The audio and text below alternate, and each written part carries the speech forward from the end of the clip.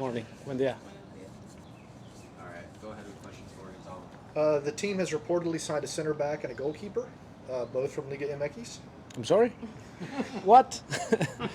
Can you confirm those reports, please? No, I cannot confirm anything as usual. I mean, I told you this in the past. The club has the right channels to announce that, and obviously we are looking at different targets, but until it's nothing official, I cannot say anything. I'm sorry on that, but what I can tell you is yes, we've been looking for players to come to the team and try to impact in the second half of the season. Can you share the other positions y'all are trying to strengthen? Yeah, everything, pretty much everything. We have had the injuries in every line, and that's part of what has happened in the first 3-4 months of the season. So then we need to look at priorities and everything. But as you may know, at times it's not easy just to find players and salary cap world and all that. So yeah, we're trying to do the best. To fill a couple positions that we feel we want more competition, and we need more numbers in those positions. Because there's a trophy on the line on Tuesday, are you planning on fielding a strong 11? Yeah, maybe. I mean, I'm going to put probably two different teams out there. It's a good moment to try and to see other players, young players that have been doing good things in the second team. The Raymar, the Janis, the Noahs, the Aidens. I'm going to try to look at Eric Centeno too. So it can be a good opportunity for them, for young talented players to face a different type of opponent, and we can see them in a first team match as well. So I'm excited about that. But obviously, also it's going to be a good preparation for us against Miami. So that's what we have in our minds right now. So it can be almost as 11v11 before Miami, so it can be a good test for us. But obviously, understanding that Pachuca is a very good side in Mexico. They went to the final the last year. They're a very good team, very good coach, very good young talented players, and so it's going to be a very entertaining match. I see that Sosa and Wiley and Joel have resumed training at some point in the past 2 weeks. And you also talked about Joseph trying to get him 90 minutes fit. Are those four players, are they now 90 minutes fit? No, not all of them. I feel like Joe is. Santi's close. Matchup is just coming back. It's the first week that he's back. Okay. So they are in different stages in terms of that, but I would say that they are very close. Last one from me. You talked about at one point playing two strikers with Joseph and Ronaldo.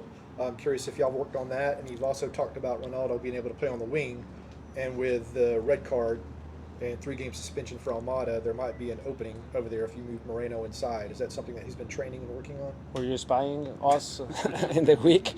No, we've been working on both. So the beauty of having someone like Ronaldo is someone that can play inside, he can play outside as well. And Marcelino is similar, even though his best position is probably more inside in that pocket on the left side. But Ronaldo can give us that flexibility in the attack. He can play as a second forward. He can open up a little bit more on the flank. If Marcelino is outside, he can be a number 9. The moments where Joseph drops a little bit in between the lines, he can attack the back with his pace. So he's someone that can give us some flexibility and not necessarily a straight 4-4-2 and just flat 2 forwards out there. But we can have different type of movements that can help the team. You mentioned some of the young players that will get an opportunity that will be on the roster for the game tomorrow. Is there a chance for them to possibly come into your plans once the transfer window opens to possibly move them onto the first team roster from the 2s, or is this more just experience for them playing against a higher level of opposition? Yeah, it's just a little bit of an opportunity for them, a reward for the second team, because at times when we look at the second team, maybe they haven't had the best results lately. I mean, they won the last game, but before that, they sometimes don't have the best results. But we're not looking specifically at the results. We're looking at the performance and the way they are improving, and we see improvement in all of them. And there are players that are having a good season individually, and they're trying to do the right things. So then this is a good reward for them to see kind of minutes in a different level. So hopefully I can give that to some of them. Maybe Aiden is one that might be joining for a few games, okay. But just out of necessity, because right now the only fullbacks we have are Caleb Wiley and Brooks Lennon, so he might be one that can stay with us for a little bit longer. And with regards to Doug's question about the player being 90 minutes fit, you didn't mention Caleb. Would he be 90 minutes? Yes, we think he is. Obviously, we have to see tomorrow how many minutes he plays, but Right. we think that he can be available for 90 minutes against Miami. Yes. And then just more generally about this break in the season, has there been any major, point that you've been focusing on with the team during this time, whether it's having to do with tactics, the shape, or anything like that, or is it mainly just trying to get the team kind of reset and refocused on the rest of the season? Yeah, I will answer that. I will have to recall what I just said. I have also Mikey Ambrose, where I'm in on the right side. Right. I have only Brooks, so I need when we lost Ronald Hernandez, I need Aiden, but I know I have also Mikey with Caleb. On that, yes, we've been working on us these past weeks. Have been regrouping, trying to see specifically what we have done very well, because at times when things are not going exactly as you planned, at times you start to see only the negative things, and we have to really, and there are many positives that even if we improve those positives, we're going to get better results rather than fixing the wrong things, So at times it's a balance of reiterating and encouraging the good things we have done, which are a lot, and then obviously fixing a few things of the details that we think can help us to close down the games. So it's been a little bit of that, working on us, more than tactics, more than specific shapes. It's been more about us understanding better moments of the game, mentality, little details like total concentration in every play, every pass matters, every duel matters. So little things on concentration, on principles, how to press, cues to press, protecting the transition, better numbers in transition. And at times it has nothing to do with the shape. It has to do with, okay, if they leave 3 up top, we leave 4. And something where we understand every situation is different, but we adjust and we're always prepared for transitions. Things like that, and be more clinical in how we finish the plays. So whether it's an attacking sequence, we have to finish with a shot, always. So whether it's a goal, whether it's a corner kick, it's a throwing, we finish the plays. Defensive transition, maybe we have to finish it, and sometimes we want to be too pretty, we have to continue playing, we want to regain the ball and continue the tiki-taka. No, maybe at times we just have to kick it out because it's in dangerous spot, and if we lose the ball there, they can take us in transition. Little things like that, I think, can help us to manage better the games. Gonzalo, what's your opinion on the 3-game suspension for Thiago Almada? Have you spoken with him? How will the team react tactically to that? And what kind of conversations have you had with the player? Well, I will keep my conversations a little bit in private. Obviously, we talk. Obviously, it's frustrating, right? That an action like that is getting the 3 games. We cannot do anything about that, and all we can do now is just to focus on how to maintain Thiago's caliber and level of performance in shape for the next time he's available against New York City. So that's one thing. The other one is obviously it's Miami, but then it's going to be Toronto away, and then very soon it's going to be near Red Bulls. So kind of helps with that because we can actually take him to the trip to New Red Bulls. We're staying in New York for the second game against New York City, so it will feel a little bit less maybe, but obviously it's frustrating that we lose a player like Thiago Almada. We have to talk to him. I don't think it was anything malicious or anything like that, anything like it was a big aggression, but obviously something he has to fix and understand that the way the referees react to certain things in Argentina and South America is very different here in the U.S. So we all have to adapt to that. So yeah, that's part of the message. Ronaldo Cisneros wants to stay. He's been pretty open about that. What is your, position with his future here in the club right now? We're very happy with Ronaldo.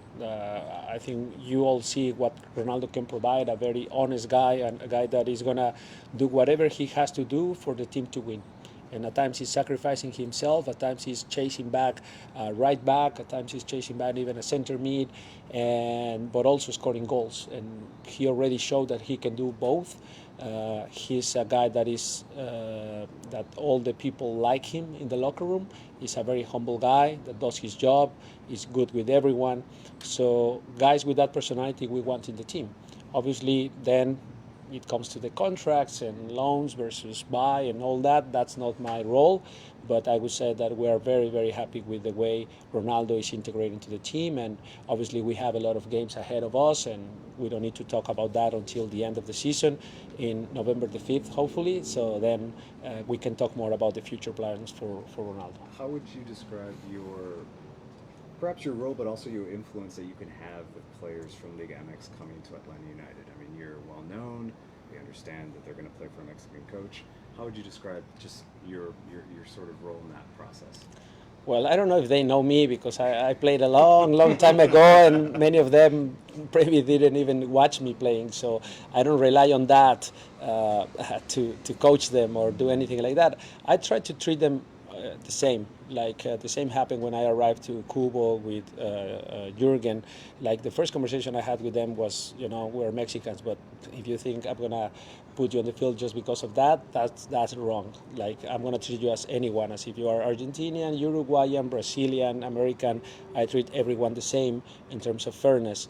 Obviously, we have that little connection. We're from Mexico. Maybe we understand better the culture. Maybe I can advise them better off the field, the behaviors and all that, and how to adapt to the culture. But I do that almost with everyone. So I would say that it won't be very different to how I approach any other player in the squad. But you have contacts there as well, and your assistants, I'm assuming, do as well.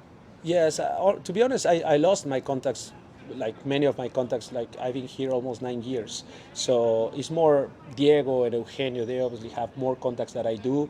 I try to be very clear that I don't do scouting. I don't do anything of that. I don't even like to receive phone calls from agents and that. I try to cancel all that. My job is to put the players that I have in my squad at the best of the levels. That's my job. Then, obviously, Carlos, the front office, they are in charge of the scouting and looking for players. We have discussions about positions and profiles and all that.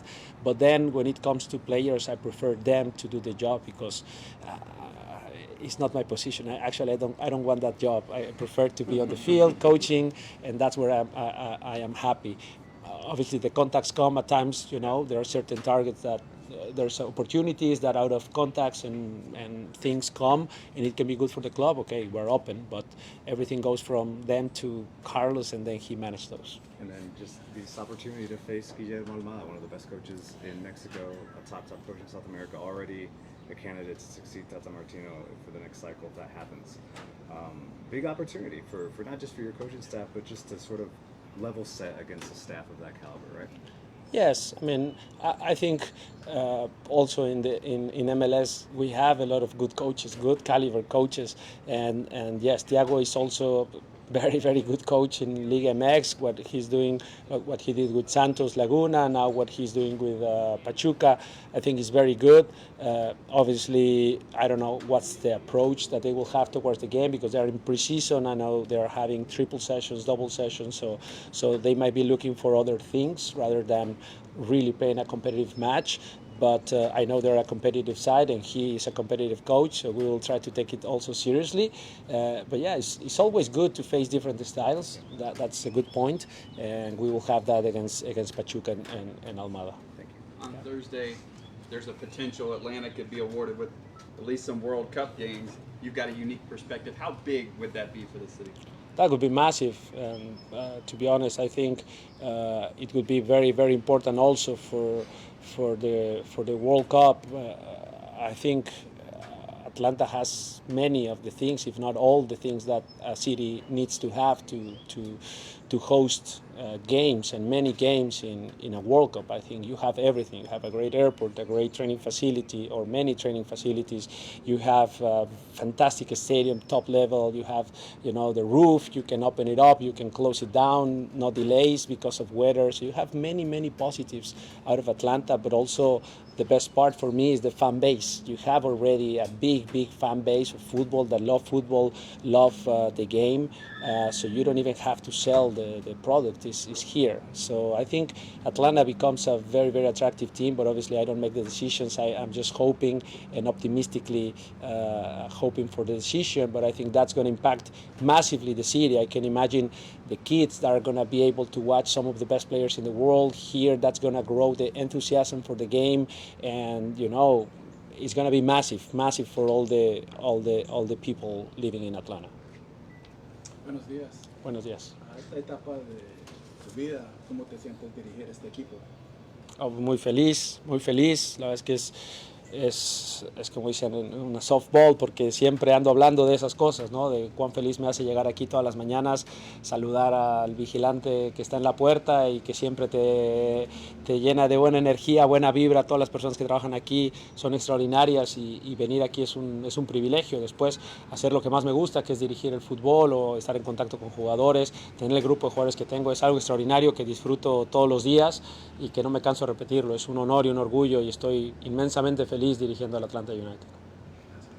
There's a rumor that the goalkeeper in the media game stopped every one of your shots. I was curious if you would confirm that or not. That's not a rumor, and I expect you to go more on the stats. He was outstanding. I think he closed down the expected goals by a large number. So You can confirm who won, though, right? yes, that's true. We won though, but they had a very good goalkeeper. It was similar to the game we won against Charlotte here. Like Kalima did a great job. We still win, but he did a great job. It was the same. Yeah. Is that okay? Okay. Thank you.